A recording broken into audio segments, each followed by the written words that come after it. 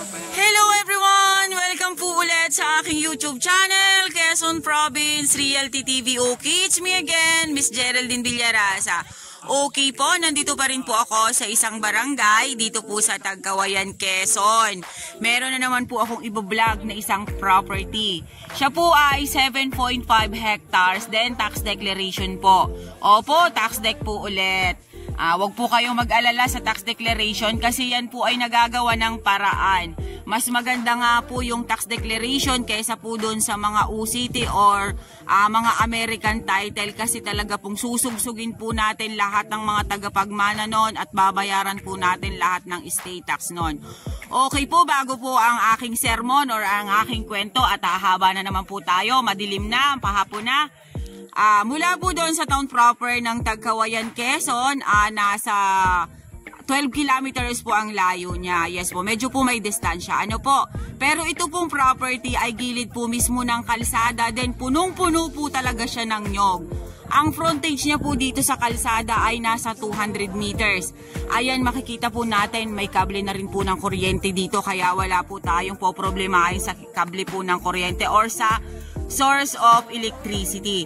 Okay, tara po at papasukin po natin ang 7.5 hectare ng Tagkawayan, Quezon na tax declaration. Okay, yan pong puno na yan, yan pong may mga malalaking dahon na yan, dyan po ang start ng property. Ano po, then ito na po ang 7.5 hectares.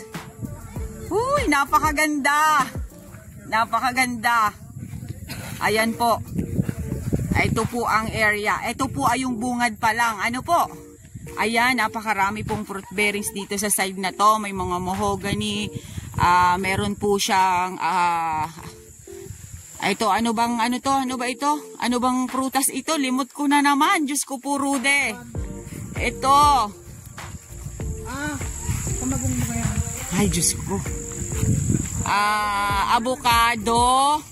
Then, ito yung may mga may mga patsi-patsi, ano ba are? Guyabano, sorry po, ay talaga namang ang inyong lingkod. Ayan, may pili po dito. Then, ayan, ang property po dito po sa side na to ay medyo po siya pa slope ng konti. Dito po sa side na to. Siyempre po, ito po ay 7.5 hectares. Then, ayon, mayroon po dong langka sa side na yan. Then, tingnan nyo po ang kanyugan niya. Napakarami po niyang nyog. Ayan. Sabi ko po sa inyo, productive na productive. Pasensya na po kayo ha. At medyo po pahapon na. Kaya ganyan na po ang aking camera. Dahil ang inyong lingkod ay mumurahin lang ang cellphone na pang video. Ano po? Pagpasensyahan nyo na po muna. Ayan po ang property na 7.5 hectares ng Tagkawayan, Quezon. Okay po. Ito po ay nabili ni seller doon sa nasa tax declaration. Wala naman po tayong problema doon kasi may bilihan po sila. May deed of sale po sila kaya yun po ang ating isosurrender sa assessor. Para po mapalitan po ng pangalan ni seller ngayon, yung nasa tax deck. Ayan, napakaganda po nung area oh. Nasa 200 meters po ang frontage niya sa Barangay Road. Ayan, yan pong natututukan na yan ng aking camera. Yan pong side na yan, nandyan po ang Barangay Road. Then yan din po ang haba ng property. Ayan. Napakaganda ng area. Sus me. Kanina pa po ako naghahanap ng area talaga na maibibigay ko doon sa aking buyer. Manoy, huni na ang pigahanap mo sa ko. Productive ini yung property. Ang ganda niya oh.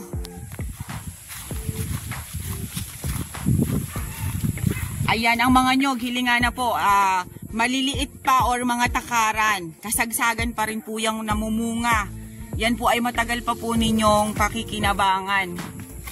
Ayan, ito pa po napakarami po niyang rahog. Ang tawag po sa amin sa Bicol ay rahog. Yan pong pinag-anuhan ng buko, yung mga buko po ba? Diyos ko. Ang ganda ng nyog. Ayan, may mga saging pa rin po siya dito sa side na to. Ito po ay biglaan laang ng bentahan, sa totoo lang po. Fresh na fresh po ito sa YouTube ko. Hindi po ito inaalok ng may-ari. Na ano ko lang po, na kwentuhan ko lang po. Ayan, sabi niya po sa akin, sige ma'am, i-vlog mo po yung property ko. At ibebenta ko. Sabi po niya sa akin. Kaya yung pong pagpunta ko dito ay hindi po nasayang. Dahil ayan, meron po tayong nakuhang property na maganda. Ayan, napakarami po niyang buko, oh. Yan. Then, eto po yung sapa niya. Ang sabi po ni seller, naiikutan po ng sapa itong property. Sa loob po mismo ng property. Ano po? Ang napakaganda po ay yung doon sa may bahay ni tatay. Doon po magandang maglagay ng bahay. Yung pinag-umpisahanan ko po kanina. Ayan po ang sapa niya, oh. Napakaganda ng area na to, oh.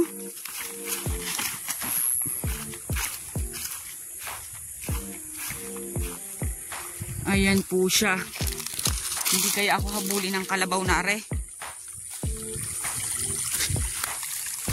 Ay! Susme. Ang ganda po talaga, promise. Ayan, napakaliliit pa po ng mga nyug dito.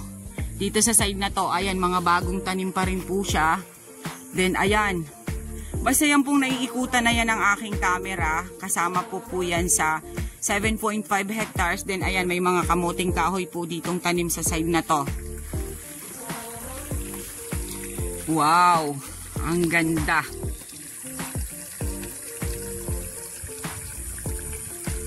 Okay, nandito naman po ako sa kabilang side. Ayan naman po, ayan pa rin po. Napakarami po diyang bunga, yung nyog. Napakaraming rahog niya. Ayan, napakasipag ni tatay magtanim. Ayan, may mga kakao dun sa side na yon. Then, mga saging. Medyo po hininga lang inyong lingkod. Medyo na-excite po doon sa pag-vlog kasi talagang maganda po yung area. Wala po akong masabi sa ganda nitong property na to.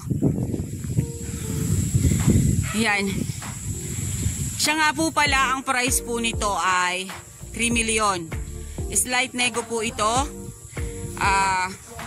Bago po namin i-turn over sa inyo, yun nga po, yung ginagawa po namin. Bago po tayo magbilihan, ipinari-research po ito sa DNR. Pero napa-research na po ito ni tatay. Kasi nga po, matagal na po itong nabili. May record po sa DNR.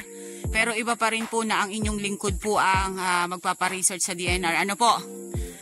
Then, yung amilyar po nito ay sa kanya. Then, papa-research ko sa DNR. Then,